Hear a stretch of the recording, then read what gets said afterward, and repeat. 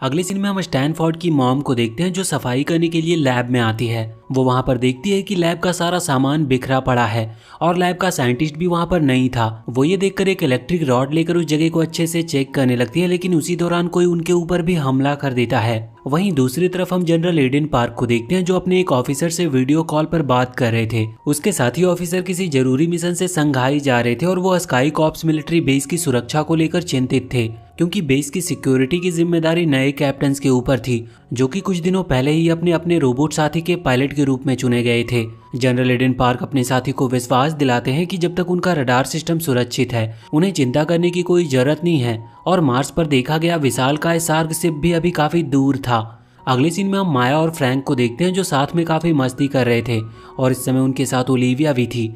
बातों ही बातों में माया और फ्रैंक आपस में पुलअप का कंपटीशन करने लगते हैं, जिसमें जब फ्रैंक एक हाथ से पुलअप मारता है तो माया भी अपने एक हाथ से पुलअप मारने लगती है। इस समय वो दोनों काफी ज्यादा खुश थे, लेकिन तभी फ्रैंक के एक पैर में प्रॉब्लम आना शुरू हो जाती है, क्योंकि उसका एक पैर नकली था, जिसकी वजह से उसे ज्यादा भागने कूदने में परेशानी होती थी। फ्रैंक इसके बाद माया और ओलिविया के साथ सोफे पर बैठ जाता है। अब तक स्टैनफोर्ड भी वहां पर आ चुका था, लेकिन वो वहां से सीधा अपने कमरे में गया था और अपनी मॉम के द्वारा दिए गए स्पेशल कुकीज को खाने लगता है, क्योंकि वो इस समय काफी ज्यादा उदास था।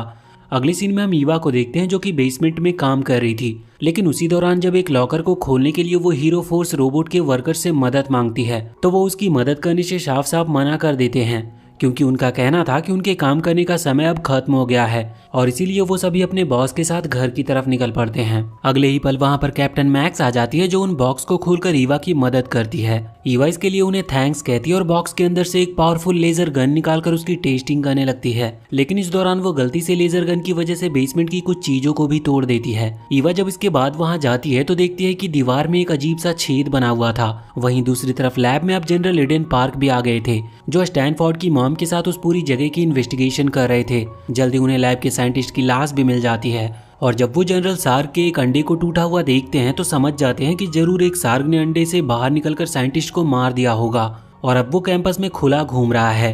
अब तक लैब में दीवार के होल से होते हुए ईवा और कैप्टन मैक्स भी वहां पर आ गई थी। जनरल ईवा को वापस जाने के लिए कहते हैं क्योंकि उसे सार्ग से खतरा था, और वो मैक्स से कैंपस का मेन गेट बंद करने के लिए कहते हैं ताकि सार्ग कैंपस से बाहर ना निकल सके, और वो स्टैनफोर्ड की मॉम के साथ खुद मिलकर सार्ग के सारे अंडों को डिस्ट्रॉय करने का फैसला करते हैं। ईवा घर जाने के लिए राजी नहीं थी, लेकिन कैप्टन मैक्स उसे कार में बिठाकर वहां से भेज देती है और खुद मैन्युअली कैंपस का दरवाजा बंद करने लगती है। मेन गेट के बंद होने में 3 मिनट का समय बाकी था, इसीलिए कैप्टन मैक्स खुद लेजर गन के साथ मेन गेट के सामने खड़ी हो जाती है ताकि अगर सार्ग वहां से बाहर जाने की कोशिश करे तो वो उसे मार सके। वहीं दूसरी तरफ जनरल एडन पार्क स्टैनफोर्ड की मॉम के साथ मिलकर सारे एग्स को एक मशीन के अंदर डिस्ट्रॉय करने के लिए रख देते हैं, लेकिन उसी दौरान वो दोनों भी उस कमरे में फंस जाते हैं, क्योंकि शॉर्ट सर्किट की वजह से उस कमरे का गेट भी बंद हो गया था। वहीं दूसरी तरफ दरवाजा बंद होने के बाद सुपर फोर्स का सीनियर साइंटिस्ट वहां अपनी कार के साथ आता है और कैप्टन मैक्स से दरवाजा खोलने की कहता है। कैप्टन मैक्स देखती है कि अब तक अंडे से बाहर निकला सार्ग भी वहां पर आ गया था, इसीलिए वो जल्दी से सीनियर साइंटिस्ट के साथ ही उसकी कार के अंदर छुप जाती है ताकि सार्ग के हमले से वो बच सके।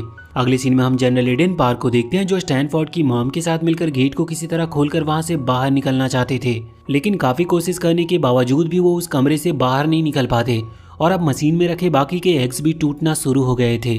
वहीं दूसरी तरफ सार्ग ओलिविया और माया के ऊपर हमला कर देता है। ओलिविया और माया उस सार्ग के हमले से बचते हुए किसी तरह स्टैनफोर्ड के कमरे में आ जाती है और उसे जगाकर कमरे का दरवाजा बंद करके वहां कमरे का सोफा और बाकी सामान रख देती है ताकि सार्ग कमरे के अंदर ना आ सके। और वो तीनों जब देखते हैं कि कमरे के बाहर फ्रैंक अकेले ही उस सार्ग से लड़ रहा है तो वो तीनों भी बाहर जाकर फ्रैंक की मदद करने का फैसला करते हैं।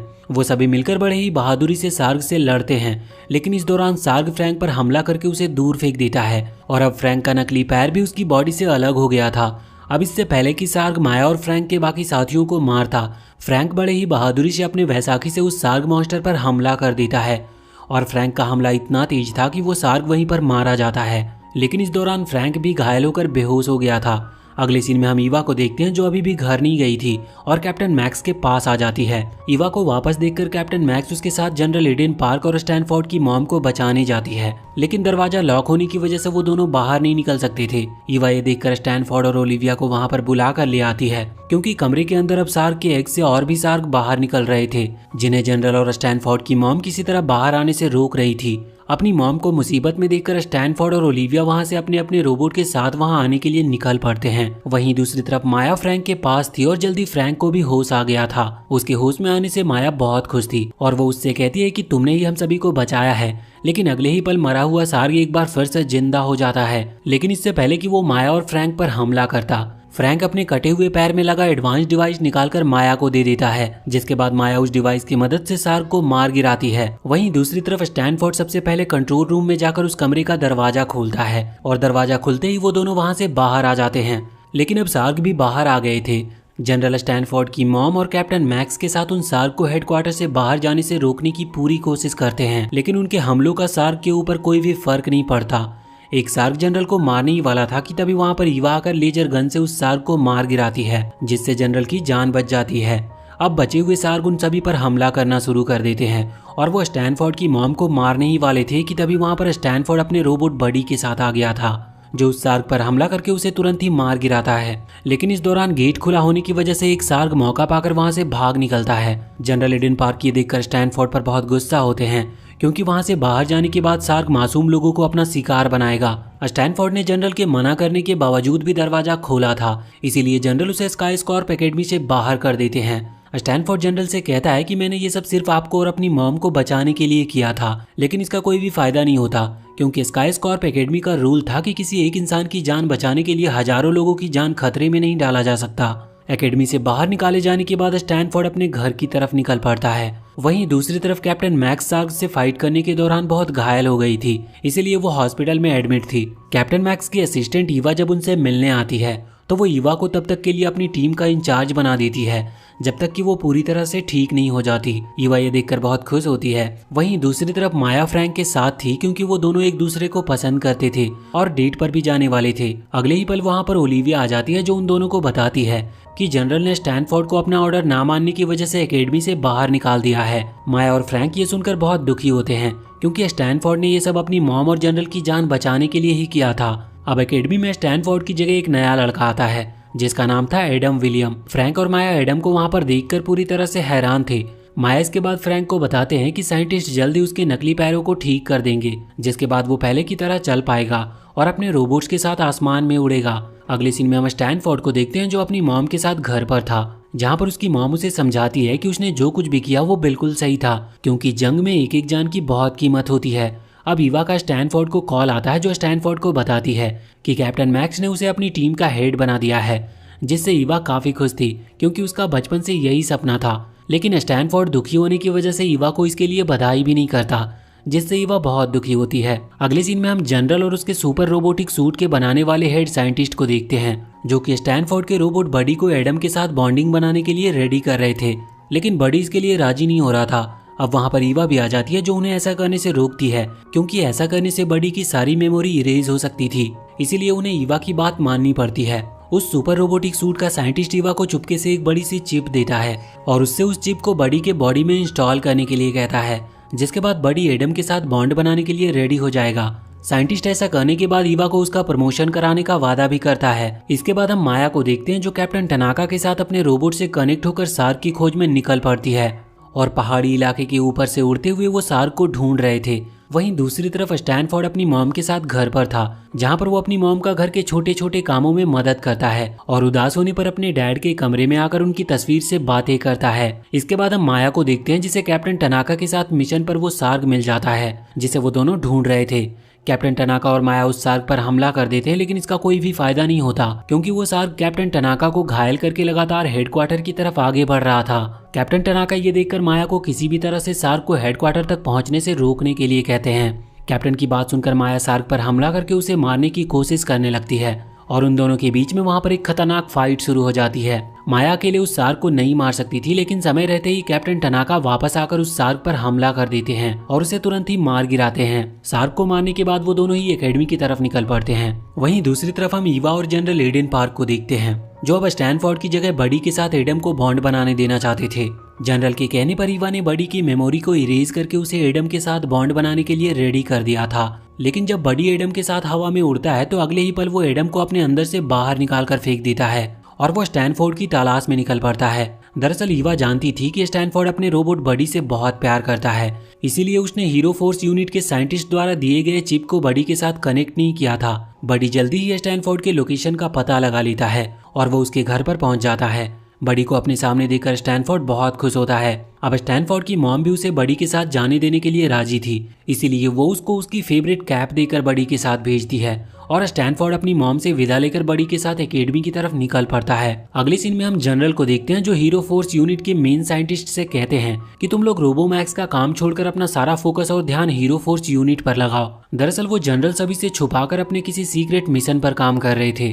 वहीं इधर कैप्टन टनाका इस सोच में पड़े थे कि उनके रिटायर होने के बाद नए रोबोमैक्स पायलट पूरी सिचुएशन को अच्छे से हैंडल कर भी पाएंगे या नहीं। अगले सीन में हम ईवा को देखते हैं जो जब अपने ऑफिस में बैठकर काम कर रही थी तो वो कुछ हीरो फोर्स यूनिट के वर्कर को एक सीक्रेट रूम में जाते हुए देखती है। इसके बाद वो उन सभी को फॉलो करते हुए खुद भी उस सीक्रेट कमरे में चली जाती है, जहाँ पर वो देखती है कि ओलिविया हीरो फोर्स यूनिट के साथ मिलकर किसी खास मिशन पर काम कर रही थी और वो वहाँ पर ईवा को देखकर उससे कहती है कि तुम्हें यहाँ पर नहीं आना चाहिए था।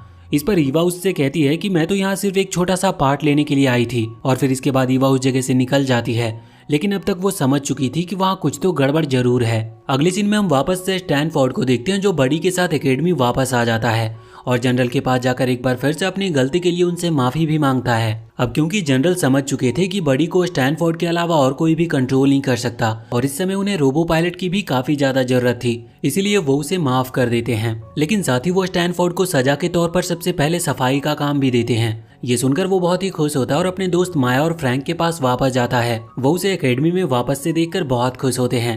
अब उन सभी को कैप्टन टनाका जल्दी से लॉन्च पैड पर बुलाते हैं। ईवा और ओलिविया चाहती थी कि स्टैनफोर्ड भी उनके साथ चले, इसीलिए वो सफाई में स्टैनफोर्ड की मदद करने लगती है। अगले ही पल वहाँ पर कैप्टन टनाका भी आ जाते हैं जो उन सभी को बताते हैं कि मैं कुछ रोबोट के साथ स्पेस में सार्ग शिप पर इन्वेस्टिगेशन करने के लिए जा रहा हूँ, इसीलिए मेरे गैर मौजूदगी में तुम लोग हेडक्वार्टर के चारों तरफ नजर बनाए रखना और पहरेदारी करना, क्योंकि अब हेडक्वार्टर की सिक्योरिटी तुम लोगों के हाथों में है। कैप्टन टनाका की बात सुनकर स्टैनफोर्ड और उसके दोस्त इसके लिए पूरी तरह से राजी हो जाते हैं। इसके बाद ईवा फ्रैंक का वो आर्टिफिशियल पैर भी ठीक कर देती है, जिससे वो बहुत खुश होता है क्योंकि अब वो भी अपने दोस्तों के साथ मिशन पर जा सकता था। स्टैनफोर्ड इसके लिए ईवा को थैंक्स कहता है और साथ ही उससे इस बात की माफी भी मांगता है कि उसने ईवा को अपने डिपार्टमेंट का इंचार्ज बनने के लिए उसे कॉन्ग्रेचुलेट नहीं किया। ईवा इसके लिए उसे माफ कर देती है और उसे बताने की कोशिश भी करती है कि उसने बेसमेंट में कुछ ऐसा देखा जो वहाँ पर नहीं होना चाहिए था। अब इससे पहले कि वो उसे सारी बातें अच्छे से बताती, वहाँ पर ओलिविया आ जाती है, जिसकी वजह से वो स्टैनफोर्ड को ये बातें बाद में बताने के लिए कहती है। स्टैनफोर्ड इसके बाद माया, फ्रैंक और ओलिविया के साथ अपने रोबोट बडी के साथ कनेक्ट होकर हेडक्वार्टर के चारों तरफ सार्ग को ढूंढने के लिए निकल पड़ता है। वो अपने दोस्तों के साथ रेगिस्तान और पहाड़ी इलाकों के चारों तरफ सार्ग को ढूंढ रहा था। वहीं इधर ईवा उस चिप से जानकारी इकट्ठा करने की कोशिश कर रही थी जो उसे हीरो फोर्स यूनिट के हेड साइंटिस्ट ने दिया था। तो अगले ही पल वहाँ पर हीरो फोर्स यूनिट का हेड साइंटिस्ट अपने टीम के कुछ लोगों के साथ आ जाता है जो ईवा से वो चिप लेकर उसे परेशान करने लगता है। लेकिन अगले ही पर वहाँ पर कैप्टन मैक्स भी आ जाती है, जिनकी वजह से उन सबको वहाँ से जाना पड़ता है। वहीं इधर स्टैनफोर्ड और उसके दोस्तों को काफी देर तक ढूंढने और स्कैन करने के बाद भी कोई सार्ग नहीं मिलते, तो वो सभी रेगिस्तान में आग जलाकर अपने रोबोट से बाहर निकलकर उस पल को एंजॉय करते हैं और वो काफी देर तक एक दूसरे से बातें करते हैं और इसके बाद वो सभी अपने रोबोट के साथ एकेडमी में वापस आ जाते हैं। स्टैनफोर्ड के वापस आने के बाद ईवा उसे बुलाकर अपने साथ ले जाती है और इस समय कैप्टन मैक्स भी उनके साथ थी।